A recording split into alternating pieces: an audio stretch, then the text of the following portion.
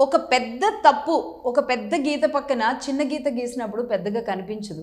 అందుకే అసలు మామూలుగా చిన్న గీత పక్కన పెద్ద గీత చేసి చూపిస్తారు మన రాజకీయ నాయకులు.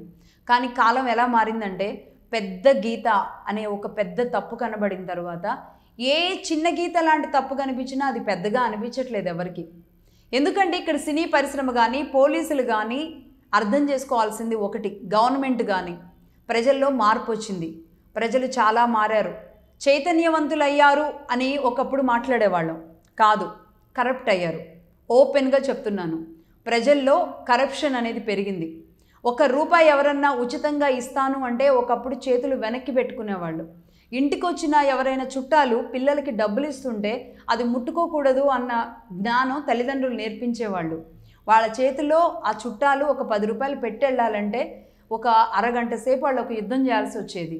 అది చిన్నప్పటి నుంచే ఉంటుంది. నీతి, నిజాయితీ, ఒకరి డబ్బు ముట్టుకోకూడదు, ఇలాంటి పదాలు పెద్దలు నేర్పించట్లేదు. సమాజంలో మార్పు వచ్చింది. పెద్దవాళ్ళు అన్నన్ని పెద్ద తప్పులు చేస్తున్నప్పుడు నేనెందుకు శుద్ధిగా ఉండాలి, నేనెందుకు తప్పు చేయకూడదు అన్న భావజాలం ప్రజల్లో పెరిగిపోయింది. ఖచ్చితంగా ఓట్లు వేయడానికి డబ్బులు తీసుకుంటారు, పథకాల రూపంలో డబ్బులు తీసుకుంటారు. ఏం చేయాలన్నా ఈరోజు ప్రజలకి డబ్బులు ఇవ్వాల్సిందే. దీన్ని అలవాటు చేసింది రాజకీయ నాయకులే, దీనికి అలవాటు పడింది ప్రజలే. కాబట్టి ఇమ్మడి రవి ఇవాళ కావచ్చు, ఇంకొక రవి రేపు రావచ్చు, వచ్చేవాళ్ళు వస్తూనే ఉంటారు, చేసే పనులు జరుగుతూనే ఉంటాయి. కాబట్టి ప్రజల కోణంలో ఆలోచించినప్పుడు ప్రజలు కరప్ట్ అయ్యారు, కరప్ట్ చేశారు ప్రజల్ని. కాబట్టే